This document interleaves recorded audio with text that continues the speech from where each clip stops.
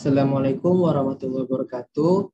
Perkenalkan kami dari kelompok 14 MPPI Paralel 3 yang beranggotakan Akbar Nur Ramadan dan saya Rafiqin Razak. Di sini kami akan mempresentasikan terkait uji ANOVA dan MANOVA menggunakan software SPSS. Nah, yang pertama itu saya akan jelaskan terkait konsep dasar ANOVA. Nah, ANOVA sendiri adalah sebuah analisis statistik yang menguji perbedaan rata antar grup. Grup di sini bisa berarti kelompok atau jenis perlakuan. ANOVA ditemukan dan diperkenalkan oleh seorang ahli statistik bernama Ronald Fisher. One way ANOVA atau analisis varian satu jalur biasanya digunakan untuk menguji rata-rata atau pengaruh perlakuan dari suatu percobaan yang menggunakan satu variabel, di mana satu variabel tersebut merupakan variabel bebas dan variabel terikat. Uji one way ANOVA bisa juga disebut dengan uji ANOVA satu faktor dan juga merupakan bagian dari statistik parametrik. Nah, syarat-syarat apa saja untuk suatu penelitian menggunakan uji ANOVA? Yang pertama yaitu sampel berasal dari kelompok yang independen. Yang kedua, variabel faktor bersifat non-metrik atau merupakan data kategori. Yang ketiga, data masing-masing kelompok berdistribusi secara normal atau memenuhi uji normalitas. Lalu yang keempat, varians antar kelompok harus homogen atau sejenis, atau juga memenuhi uji homogenitas. Kemudian kita masuk ke contoh kasus uji one way ANOVA dengan menggunakan software SPSS. Bisa dilihat soalnya itu berdasarkan hasil survei diketahui bahwa produktivitas susu sapi di Indonesia itu berkisar antara 8 sampai 10 liter per hari per sapinya. Salah satu faktor penyebab rendahnya produktivitas susu sapi adalah kurangnya nutrisi mikro dan nutrisi makro. Misalnya kebutuhan zinc pada sapi sebanyak 40-50 mg per hari, sedangkan rata-rata kandungan zinc pada makanan sapi saat ini hanya 25-38 mg per hari. Maka dilakukan suplementasi temulawak pada ransum untuk meningkatkan produksi susu. Salah satu sumber seng adalah dari temulawak maupun suplemen zinc. Maka dari itu dilakukan penelitian untuk mengetahui efek pemberian suplemen zinc dari berbagai sumber pada pakan sapi terhadap produktivitas susu sapi. Nah, perlakuan pemberian suplemen ini dibagi menjadi 4 kelompok dengan masing-masing kelompok terdiri atas 4 ekor sapi dan juga 4 kali pengulangan. Nah, perlakuan yang pertama atau T0 itu sama dengan sapi diberi ransum kontrol tanpa tambahan. Lalu untuk perlakuan kedua atau T1, sapi diberikan ransum dengan tambahan ekstrak temulawak. Lalu kemudian perlakuan 3 atau T2, sapi diberikan ransum dengan suplemen zinc proteinat. Lalu untuk perlakuan yang keempat, sapi diberikan ransum ditambah ekstrak temulawak ditambah juga zinc proteinat. Nah, dapat dilihat hasil dari perlakuannya terhadap 4 sapi dengan 4 kali pengulangan. Dapat dilihat hasilnya pada tabel berikut. Nah, dapat dilihat juga pada soal ini itu sudah memenuhi syarat-syarat uji ANOVA tadi, yaitu sampel berasal dari kelompok yang independen. Bahwa setiap 4 sapi yang ada di setiap perlakuan ini itu diberikan perlakuan yang berbeda dan tidak sama, sehingga mereka independen. Kemudian, variabel faktor bersifat non-metrik atau data kategori. Nah, setiap perlakuan ini bukan merupakan sesuatu yang kuantitatif, tapi suatu yang dapat dikategorikan. Seperti T0 itu ada perlakuan 1, T1 perlakuan 2, T2 perlakuan 3, dan T3 perlakuan 4. Nah, H0 di dalam penelitian ini yaitu tidak ada perbedaan rata-rata produktivitas susu sapi pada tiap kelompok pemberian pakan yang berbeda. Sedangkan H-nya atau H1-nya ada perbedaan rata-rata produktivitas susu sapi pada tiap kelompok pemberian pakan yang berbeda. Nah, ini sumber yang kami gunakan berdasarkan buku yang berjudul Statistik Parametrik untuk Penelitian Kesehatan yang ditulis oleh Tiasirin dan Hidayati pada tahun 2017. Nah, sebelum kita mengolah data dari soal ini ke dalam SPSS, kita harus terlebih dahulu bagaimana Syarat-syarat apa saja yang harus dipenuhi sebelum kita menguji one way ANOVA? Nah, yang pertama itu tentunya tadi yaitu kita harus memenuhi uji normalitas atau syarat data terdistribusi secara normal. Dan yang kedua yaitu melakukan uji homogenitas agar terbukti bahwa varian data tersebut antar kelompok harus homogen. Lalu baru setelah dua ini terpenuhi, kita bisa melakukan uji one way ANOVA. Nah, kita langsung saja akan demo terkait pengolahan data dari soal ini. Nah, sebelum dimasukkan ke SPSS, itu lebih baiknya kita masukkan terlebih dahulu ke Excel agar kita lebih mudah interpretasi. Nah, untuk variabel yang pertama itu adalah perlakuan. Yang kedua adalah jumlah susu sapi dalam satuan liter.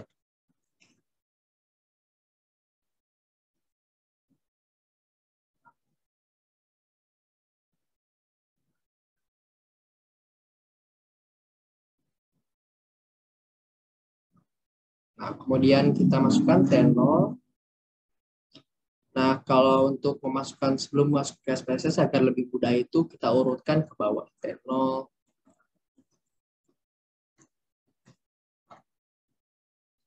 T0-nya itu diulang 4 kali, kemudian T1-nya itu diulang 4 kali.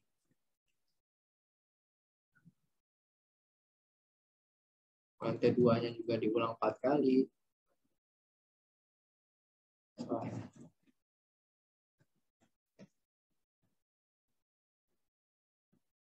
T3-nya juga diulang 4 kali. Nah, untuk jumlah susu sapi yaitu kita langsung masukkan saja. Untuk T0 pengulangan pertama itu 8,6, yang kedua 26,7, itu 27,8, 4, 27,5. Untuk T1 pengulangan pertama itu 30,4, kedua 33,3, 30,5, 4, 32,4. Untuk T2 itu pertama itu 33,4, pengulangan kedua 33,0, pengulangan ketiga 32,4, pengulangan keempat 33,0. T3 itu pengulangan pertama 34,2, pengulangan kedua 33,3, pengulangan ketiga 34,5, dan pengulangan keempat 33,8. Nah, setelah itu kita akan ubah terlebih dahulu yang nama perlakuan ini agar diolah di SPSS lebih mudah itu dikategorikan secara angka. Nah, kita beritahu dulu apa maksudnya. Berikan arti T0 itu sama dengan 1, T1 sama dengan 2, T2 sama dengan 3, dan T3 sama dengan 4. Agar lebih mudah mengolah data yang sehingga T0 itu 1 kan, T1 itu 2, T2 itu 3, T3 itu 4. Ini hanya diartikan apa saja kita ubah ke data kuantitatif agar lebih mudah diolah di SPSS. Nah, setelah kita mengubah di Excel ini, kita masuk ke software SPSS. Nah, sebelum kita masukkan setiap variabelnya, setiap datanya kita harus memasukkan dulu variabelnya itu apa aja. Pertama ada variabel X, ada variabel Y. X itu apa? X itu yang mempengaruhinya adalah perlakuan sapi, yang ada perlakuan tadi. Y-nya itu adalah jumlah susu sapi dalam satuan liter. Nah, karena perlakuannya ada 4, maka di value-nya kita masukkan 4 kategori seperti tadi. Yang tadi itu T0 sama dengan 1, T1 sama dengan 2, dan seterusnya. 1 itu sama dengan T0, 2 itu sama dengan T1, 3 itu sama dengan T2, dan 4 sama dengan T3. Dan setelah ini kita klik OK.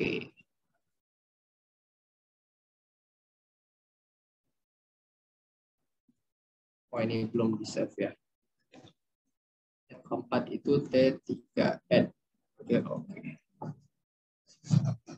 Kemudian setelah itu, nah dapat lihat ada kolom data yang dapat langsung kita isi dari Excel tadi. Kita copy paste aja dari atas ke bawah. X itu adalah perlakuan ya. Kita lihat nih X itu adalah perlakuan. Kita copy yang perlakuannya. Lalu Y itu adalah jumlah susu sapi, maka kita copy jumlah susu sapi.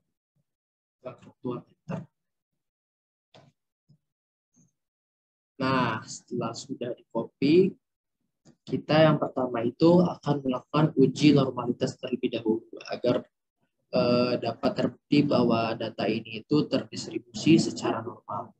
Nah, bagaimana caranya? Yang pertama itu kita klik Analyze. Kemudian kita pilih Descriptive Statistik, kemudian klik Explore. Nah, setelah klik Explore ini, kita pilih faktor dependennya apa saja, kita masukkan faktornya apa saja. Nah, dependennya atau faktor yang dipengaruhinya yaitu tentunya jumlah susu sapi yang dipengaruhi oleh perlakuan. Maka perlakuannya itu dimasukkan ke faktor. Nah, karena kita ingin menguji normalitas, maka kita pilih plotnya. Nah, kita checklist normality plot with test-nya itu kita checklist karena kita ingin menguji normalitas. Kemudian kita klik continue, kemudian oke. Nah, sudah terlihat ini hasil uji normalitasnya. Ini ada deskriptifnya, mean, median, varian, dan lain-lain. Untuk uji normalitasnya itu ada di bawah. Nah, dapat dilihat taraf signifikansi dari tiap perlakuannya itu sudah lebih besar dari 0,05 ya. Kita lihat dasar pengambilan keputusan normalitas. Nah, jika nilai signifikansi itu lebih dari 0,05 ya, sudah lebih besar dari 0,05 semua, maka data terdistribusi secara normal. Nah, oleh karena itu kita bisa lanjut ke uji homogenitas dan uji one way ANOVA. Kita save dulu uji normalitasnya. Uji normalitas. Kita save langsung. Kemudian setelah itu kita akan melakukan uji homogenitas. Nah, karena di software SPSS ini kita bisa melakukan uji homogenitas dan uji one way ANOVA secara bersamaan. Cara gimana? Ya kita klik Analyze, lalu kita klik Compare Means dan pilih yang one way ANOVA. Nah, sama seperti yang tadi, kita masukkan variable dependennya apa saja dan variable faktornya apa saja. Faktornya itu perlakuan yang ada T0, T1, T2, dan T3 tadi. Dan yang dipengaruhinya adalah jumlah susu sapi. Nah, kemudian karena kita menguji homogenitas juga, maka kita tadi pilih option terlebih dahulu, ya option.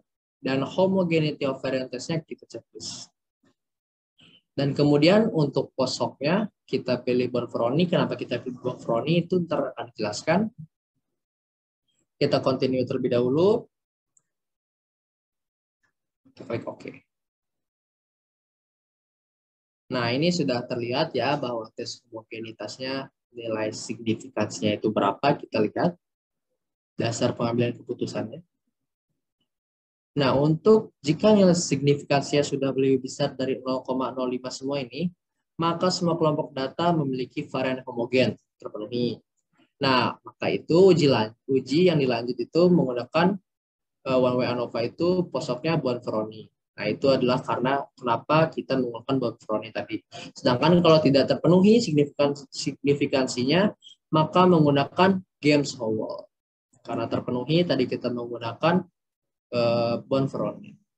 Kemudian selanjutnya setelah homogenitas, kita ke ANOVA. ANOVA, lihat tabelnya nih. Lihat taraf signifikansinya adalah 0,000.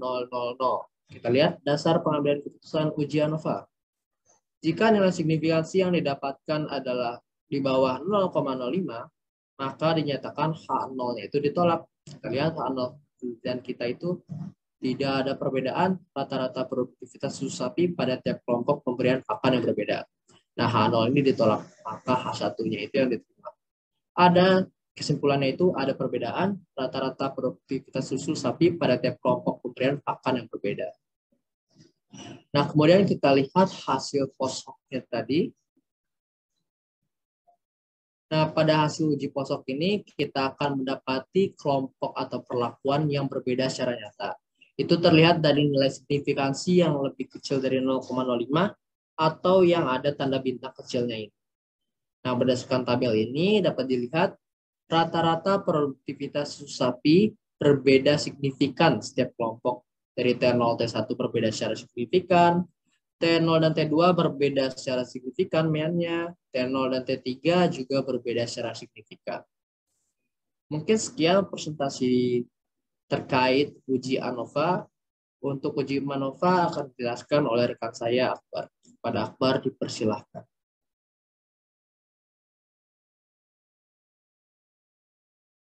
Oke, selanjutnya di sini ada MANOVA dengan SPS. Sebelum itu kita harus tahu mengenai konsep dasar nih dari MANOVA ini sendiri. Nah, uji MANOVA ini bisa disebut dengan multivariate analysis of variance. Nah, selain itu, uji MANOVA ini juga bertujuan untuk mengetahui ada atau tidaknya pengaruh variabel independen yang berskala data kualitatif atau kategorik terhadap beberapa variabel independen yang berskala data kuantitatif atau numerik secara simultan atau bersama-sama. Nah, uji MANOVA ini merupakan pengembangan dari uji statistik one-way ANOVA. Nah, perbedaan dasarnya yaitu one-way ANOVA itu hanya menggunakan satu variabel dependen, sedangkan uji MANOVA ini minimal ada dua variabel dependen. Nah, uji MANOVA ini termasuk bagian dari statistik parametrik di mana asumsi normalitas data itu harus dipenuhi. Jadi, sebelum melakukan uji MANOVA, harus ada uji prasyarat, yaitu ada uji normalitas dan ada uji homogenitas. Nah, ini ada beberapa konsep dasar yang harus kita tahu, kita ketahui tentang uji MANOVA ini sebelum kita lanjut ke contoh uji MANOVA. Selanjutnya, ini ada contoh kasus uji MANOVA dengan SPSS, software SPSS yang kita gunakan. Nah, di sini ada misalkan ada suatu penelitian yang berjudul pengaruh model pembelajaran terhadap ketahan malangan dan hasil belajar matematika. Nah, di sini dari judul penelitian ini didapat variabel bebas adalah model pembelajaran, sedangkan variabel terikat itu ada dua, yaitu ketahan malangan dan hasil belajar matematika. Nah, di sini juga disajikan data tentang penelitian tersebut sesuai dengan hasilnya. Dan di sini kan tadi variabel bebasnya yaitu model pembelajaran. Nah, model pembelajaran ini dibagi menjadi dua, yaitu kontekstual dan konvensional. Nah, di sini saya mempermudah, yaitu kontekstual nanti saya beri kode 1 dan konvensional nanti saya beri kode 2. Nanti ini akan mempermudah saat di data Excel ataupun di SPSS-nya. Nah, di sini ada tabelnya, ada kontekstual dan konvensional. Dari kontekstual ada 23 responden dan konvensional itu juga ada 23 subjek. Nah, data ini bersumber dari buku panduan penelitian eksperimen beserta analisis statistik dengan SPSS. Dengan penulis, ada Payatnya IPAB dan ada Jayantika Igan. Nah, ini ada dari 2018. Penerbitnya oleh Dipublish. Nah, sebelum masuk ke software MANOVA maupun Excel-nya, kita ini ada langkah-langkah mengenai uji MANOVA-nya. Kita akan melakukan 3 tahap, yaitu melakukan uji normalitas, yang kedua ada melakukan uji homogenitas, dan yang ketiga ini melakukan uji MANOVA.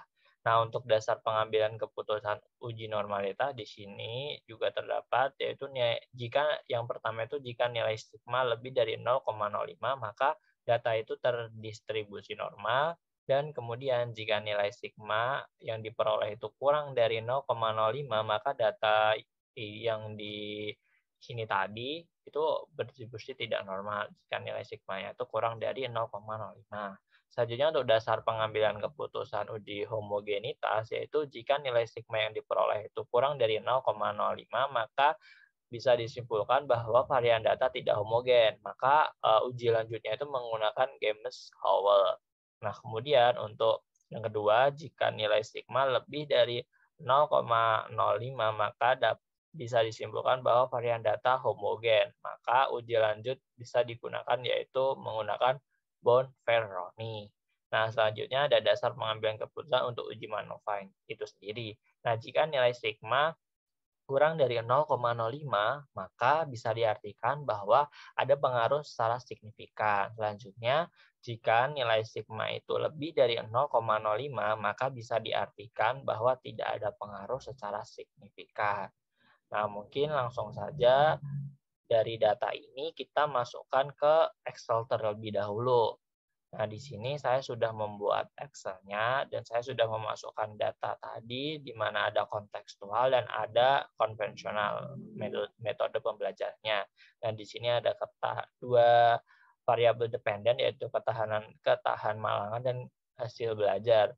Nah, di sini juga saya beri kode tadi sesuai yang saya sebutkan tadi, kontekstual dengan kode 1 dan konvensional dengan kode 2. Di sini saya sudah input datanya di Excel. Kemudian saya jadikan datanya itu seperti ini, agar nanti dimasukkan ke SPSS-nya lebih mudah dan dapat diolah datanya di software SPSS-nya. Untuk data ini semua, ini sama dari yang ini di sebelah sini, ini semua akan dimasukkan ke software SPSS-nya, tinggal copy paste saja. Kemudian langsung masuk ke software SPSS-nya. Nah, di sini saya menggunakan SPSS versi 26 kalau tidak salah. Nah, di sini saya sudah memasukkan datanya, copy paste. Ini datanya sampai 46. Tadi ada 23 dan 23 dari konvensional dan kontekstual. Nah, di sini ada kode 1 dan kode 2. Nah, ini jangan lupa untuk variabel view-nya. Ini ada skala dan nominal, dan di sini jangan lupa kita edit, di mana kode 1 tadi ada kan kontekstual dan kode 2 tadi konvensional. Caranya tinggal di sini masukkan kode 1, kemudian di sini pilih kontekstual. Kemudian tinggal add saja, ntar akan masuk seperti ini. Berlaku juga untuk kode 2. Tinggal tulis kode 2 di sini, kemudian di sini juga tulis konvensional. Tinggal add saja, ntar akan masuk ke sini. Jika sudah semua, tinggal oke saja. Nah, ini nanti hasilnya akan terbacanya kontekstual dan konvensional. Nah, selanjutnya tadi kan sebelum uji pengaruh dari uji MANOVA itu tadi ada uji prasyarat, yaitu uji normalitas dan uji homogenitas kan. Nah, uji normalitas caranya kita masuk ke analyze, kemudian descriptive statistik, kemudian pilih explore. Nah, jika sudah ada seperti ini, masukkan saja untuk dependent list-nya itu ada ketahanan malangan, masukkan, dan hasil belajar ini kita masukkan. Kemudian untuk metode pembelajaran kita masukkan ke factor list atau variabel bebasnya. Kemudian pilih plots. Ini kita checklist normality plots with test. Kemudian kita pilih continue. Kemudian kita pilih OK. Nah, di sini datanya akan muncul sebentar lagi. Nah, di sini sudah muncul data, kita cari test normality. Nah, ini. Di sini ada uji normalitas, test of normality. Kita bisa lihat tadi gimana syarat atau dasar pengambil keputusan. Apakah data ini berdistribusi normal atau tidak. Nah, di sini bisa dilihat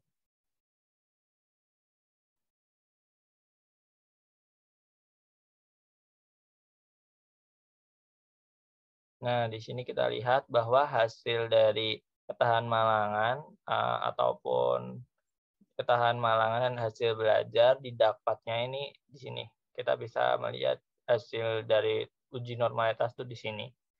Ini hasilnya itu lebih dari 0,05. Maka jika dilihat dari dasar pengambilan keputusan bahwa jika lebih dari 0,05 ini maka data itu berdistribusi normal, maka uji selanjutnya bisa dilakukan. Nah, di sini kita bisa lihat tadi. Jadi ini datanya itu berdistribusi normal. Selanjutnya kita akan mengetes uji homogenitas dan uji manovanya langsung sekaligus keduanya. Caranya itu kita klik analyze, kemudian pilih general linear model, kemudian ke multivariate. Nah, di sini juga sama, kita memasukkan dari ketahan malangan, kita masukkan ke dependent variable, hasil belajar kita masukkan ke dependent variable, dan metode pembelajaran kita masukkan ke fixed factor. Nah, kemudian kita pilih post Hodge. Ini jangan lupa kita masukkan. Kemudian kita checklist Bonferroni dan James-Howell. Nah, kita pilih continue. Kemudian ini di bawahnya ada emins, kita masukkan semua. Oh, ya, bentar, ini nah ini kita klik dulu, kemudian kita masukkan. Jangan lupa di checklist. Nah, ini di confidence interval adjustment. Ini kita juga pilih klik Bonferroni. Jangan lupa ya teman-teman, kita langsung ke continue aja. Selanjutnya kita masuk ke pilihan option nih. Nah, option ini kita checklist deskripsi statistik dan homogenitas. Karena kan kita tadi mau menguji homogenitas juga kan. Nah, selanjutnya tinggal continue dan pilih OK. Kita tunggu hasilnya. Nah, di sini sudah ada hasilnya, teman-teman. Nah, ini sudah ada hasilnya. Kita lihat dulu uji homogenitasnya. Nah, ini adalah hasil uji homogenitas. Kita lihat tadi konsep pengambilan keputusan dari uji homogenitas. Nah, untuk uji homogenitas, jika nilai sigma kurang dari 0,05, maka uji lanjutnya itu menggunakan James-Howell. Jika lebih dari 0,05, maka dilanjutkan yaitu uji menggunakan Bonferroni. Kita lihat hasilnya, kedua variabel ini ternyata tuh hasil sigma ini lebih dari 0,05, maka uji lanjutnya itu menggunakan uji Bonferroni. Nah, selanjutnya kita melihat hasil dari uji manovanya. Nah, bisa dilihat nih di multivariate test ini uji secara simultan atau bersama-sama. Nah, kita lihat sigmanya ini dan tadi keputusannya juga bisa dilihat bahwa di mana jika kurang dari 0,05 diartikan bahwa adanya pengaruh secara signifikan, dan jika lebih dari 0,05 itu tidak ada pengaruh secara signifikan. Nah, di sini hasilnya itu 0,000. Nah, maka dapat disimpulkan bahwa ada pengaruh secara signifikan terhadap uji terhadap ini pengaruhnya tadi metode pembelajaran terhadap ketahan malangan dan hasil belajar. Hasilnya itu didapat seperti itu. Kita bisa melihat di sini, saya sudah membuat interpretasi datanya. Ini sesuai sama ini dengan yang di SPSS. Nah, di sini bisa kita lihat. Nah, ini hasilnya sama.